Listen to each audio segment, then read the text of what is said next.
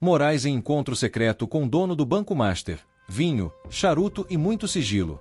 O encontro que expõe a promiscuidade entre poder e dinheiro. Um novo capítulo se desenha no cenário de escândalos que envolvem figuras do poder judiciário brasileiro. O ministro Alexandre de Moraes, conhecido por suas decisões polêmicas e por centralizar um poder praticamente absoluto no Supremo Tribunal Federal, foi flagrado em um encontro reservado com Daniel Vorcaro, empresário à frente do Banco Master.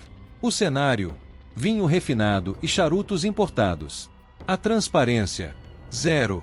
Enquanto milhões de brasileiros lutam para colocar comida na mesa e enfrentam uma carga tributária que sufoca, aqueles que deveriam zelar pela imparcialidade e pela justiça se reúnem em ambientes de luxo, estabelecendo conexões que cheiram a conflito de interesses. Este encontro não é um fato isolado. É mais uma peça que se encaixa perfeitamente no quebra-cabeça de um sistema corrompido, onde o poder judiciário e o poder econômico dançam uma valsa perigosa longe dos olhos da população. Quem é Daniel Vorcaro e por que isso importa? Daniel Vorcaro não é um empresário qualquer. Como figura central do Banco Master, instituição financeira que já esteve envolvida em diversas operações sensíveis e investigações, Vorcaro representa um setor que se beneficia diretamente de decisões políticas e judiciais. O Banco Master, ao longo dos anos, manteve relações estreitas com setores do governo e participou de operações financeiras que movimentaram bilhões de reais. Quando o ministro do Supremo Tribunal Federal, responsável por julgar casos que podem envolver direta ou indiretamente o sistema financeiro, se encontra reservadamente com um banqueiro influente, as questões surgem naturalmente: que assuntos foram tratados? Houve alguma tratativa sobre processos em andamento? Existem interesses econômicos sendo discutidos às escondidas? O povo brasileiro merece respostas. A Constituição Federal estabelece que os magistrados devem manter conduta irrepreensível e evitar qualquer situação que possa comprometer a imparcialidade de suas decisões. Um encontro privado, regado a vinho e charuto, com um empresário do setor financeiro, não passa sequer perto desse padrão ético. O padrão de comportamento de Alexandre de Moraes.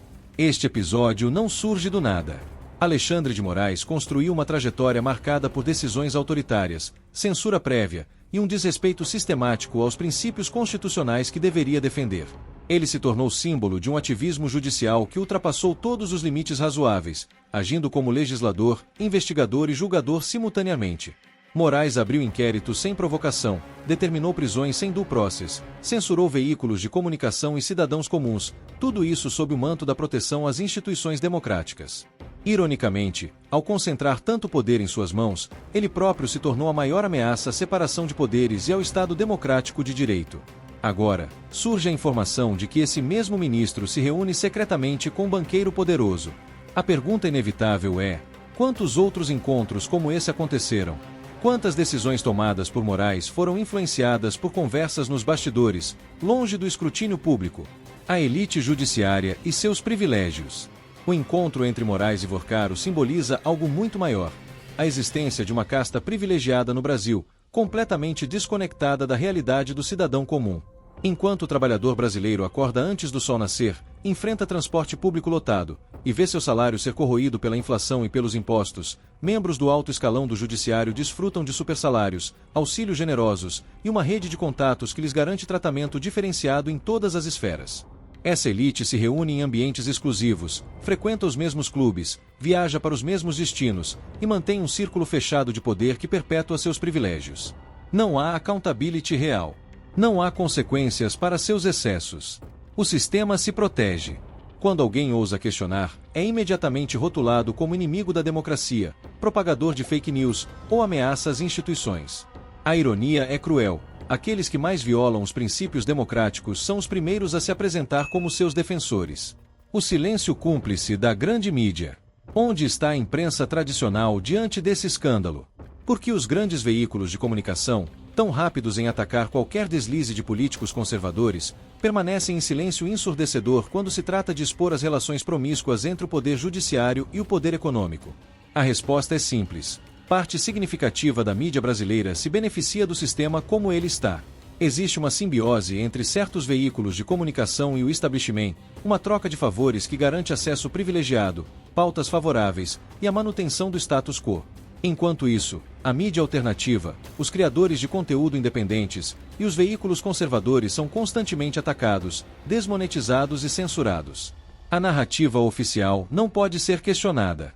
O rei está nu, mas ninguém pode apontar as implicações jurídicas e éticas. Do ponto de vista jurídico, o magistrado deve evitar qualquer situação que possa gerar dúvida razoável sobre sua imparcialidade.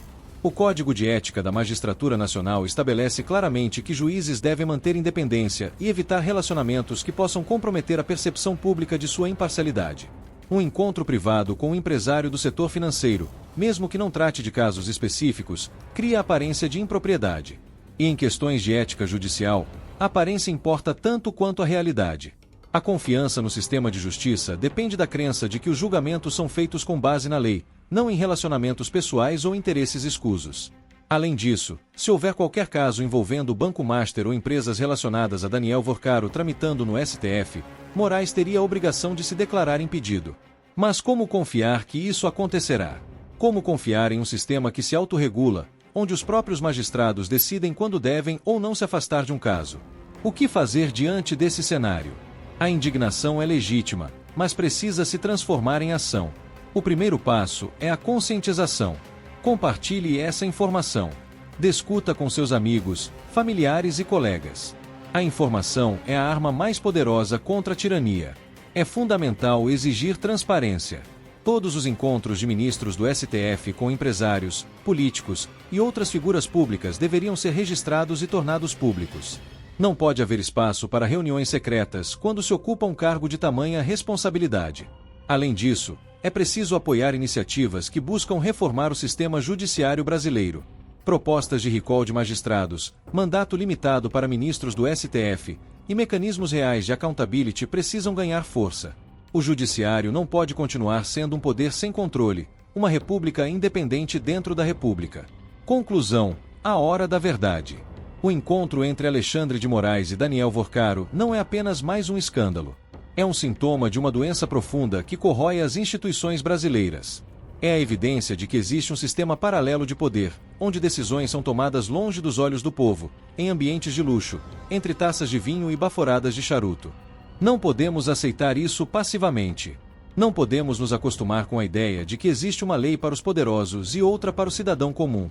A democracia só funciona quando há transparência, quando há accountability, quando aqueles que ocupam cargos públicos são verdadeiramente servidores do povo, não senhores feudais. Este é o momento de escolher.